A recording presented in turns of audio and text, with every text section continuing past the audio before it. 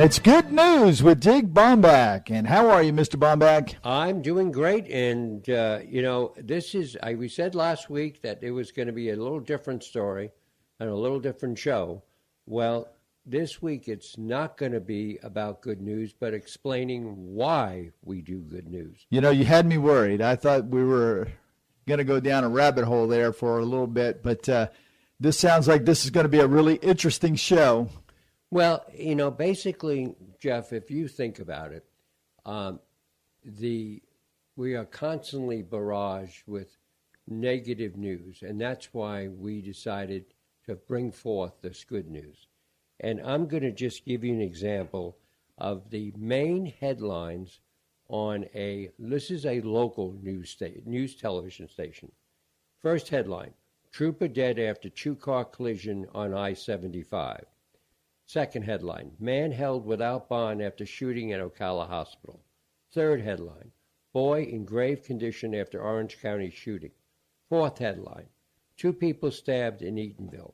Fifth headline, London police treating van incident as terrorist attack. That's unbelievable. Yeah, there's nothing, and that's what's being barraged to us. And I think what we're trying to do each week is just let people know there is good news still out there. Yeah, there's a book by a guy named James Allen that says, "As a man thinketh," and if you think about it, and that's what you become. So if you're constantly being barraged by this negativity. And I mean, some of it's just horrific. Eventually, people become that because that's all they're thinking about. You become what you think, and so you're constantly thinking about this, and it's like, how could you be positive? Exactly, and that's exactly right. And people that I run into that listen to the show, that's what they say. They say that we're giving them a sigh of relief. Yeah. We do. Well, yeah, you try hard, and some of these stories are definitely sighs of relief. Let me ask you a question about the news stories, what's happening in the news. What do you think is driving this negativity that we're seeing across the board on all outlets? It's not just, that station. You can go every single station you go to, and just about every media outlet you go to. And it's negative after negative after negative. I see. I think as a former journalist, I think what it is journalism has gotten caught up in always wanting to be first and telling you about a negative situation and have forgotten that journalism over the years told you about positive situations. And if you think about it, as we look at the newspapers today, it's negative because that's what people are being told that they need to look at. But it's really not, it's almost like if somebody created, and I wonder about this, if somebody created a newspaper, which would probably be difficult, a daily newspaper that just had good news. I was just going to ask you about that. But the thing is, it would be so difficult to do it because there are so many things flooding in. And I think the other thing, and you with your background understand this, is that because we now have instant communication, when we were talking earlier about car accidents, we know within 5 minutes if a road is shut down. Sometimes it's even less than that. I know. You get an immediate alert on your phone if you have that app, and it's like, it happened and the road is closed. Right. That's immediate. And then I think what happens, your mind goes, well, I wonder if anybody's hurt. I wonder if anybody got killed. And then you might think, gee, my kids were going that way. So it's almost like, and I don't know if you happened to see last week, Bob Gabordi, the executive editor of Florida Today, wrote a piece which is just great. He said, "This is crazy. We need to stop. We need to not constantly be throwing this stuff." It's almost like an addiction. Yes. It really is. It's like people cannot get enough of the negative. Right. And then people have, well, I'm going to be real bold. They have the audacity to say, everybody is so negative. Well, how can you not be? If everything that you are associated with, everything that you think about is negative. Right. It's amazing. It's amazing thoughts. And, I think, too, and I don't know about your kids and grandkids, et cetera, but mine now don't watch news. Oh, no, my youngest son, he's a doctor in Dallas. He has cut his cable, and he does not have any TV. He'll watch some shows on Amazon and stuff, but that's it. He doesn't watch anything else because he's tired of all of it, just constantly be hammered on this person shot, that person shot, this place robbed, that place robbed, this happening, that happening. And the hate that is going on being promoted through the news, not just the bad stuff like, people getting shot, but the actual hate that is being promoted, it's just so overwhelming. Right. Well, see, and I think that one of the things is it's like everybody trying to outbeat the other. And so I'm going to throw more negative stories at you than this station or this whatever network over here. Because like last week when I was thinking about how we would do this one, I was watching the 3 main networks.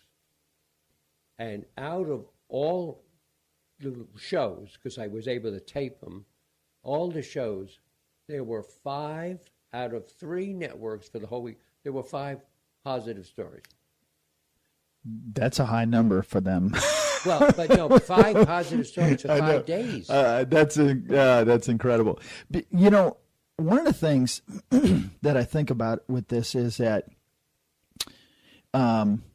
we've gotten to this point, I think, in our society that we used to be, you're innocent until proven guilty. Yeah. And now it's like things are being said and done and created that make people guilty when it might not even become even close to being true whatsoever. So these people have to spend a lot of time defending themselves and correcting issues while the news just keeps on pumping this stuff out. And then, that news network gets it. They latch onto it. It becomes this vicious cycle. And it's not just here in the United States because, AP Wire, that's worldwide. Right. And if it gets picked up by them or if they're the ones reporting it, it's worldwide. Well, and the thing is, you get to the point, like, and I still have this, my wife doesn't, where you get alerts on the phone. Right. And I'm almost to the point of saying, I don't want alerts. I've turned mine off. I did. Yeah, I turned them off.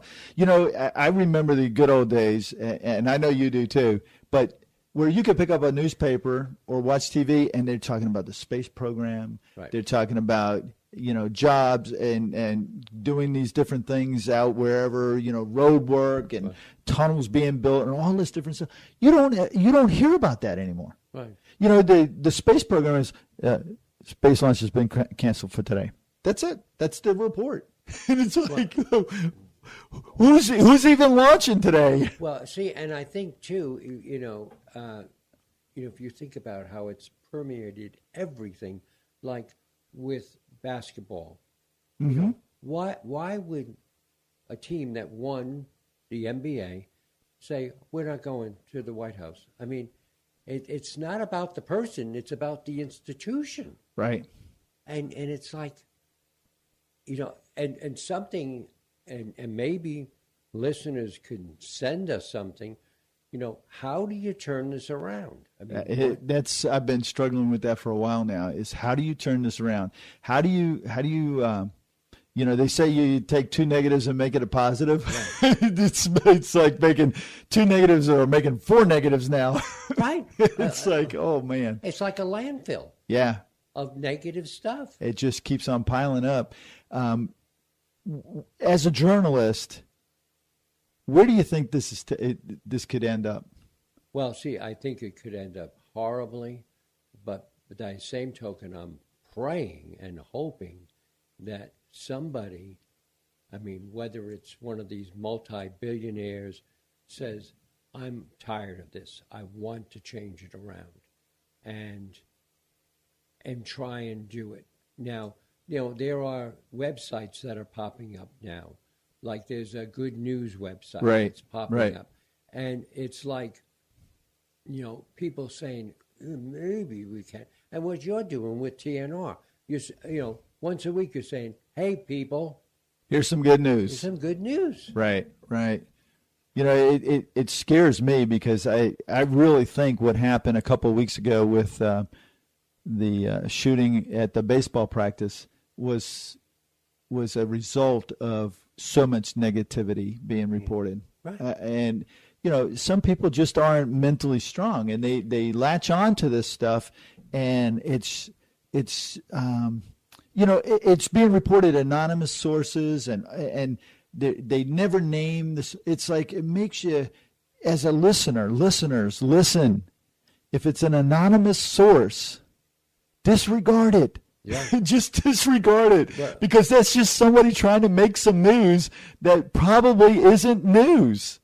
Well, see, and I've shared with friends and family that I had Checkered past. I had 25 plus years in journalism. Yes. And I am embarrassed of what's happened now, because if any of this was being done when I was back doing it, I would be fired. Oh, yeah. Look at Dan Rather. Yeah. I mean, he fell from grace almost overnight because he had some fake news or whatever they want to call it now. But it was not really. It was just a stretch compared to what is going on now. His was just a little stretch. Yeah. And it's like, who is the other one? Joan London and a few of the others. They just fell like boom. Yeah. Now you do that and you're raised up.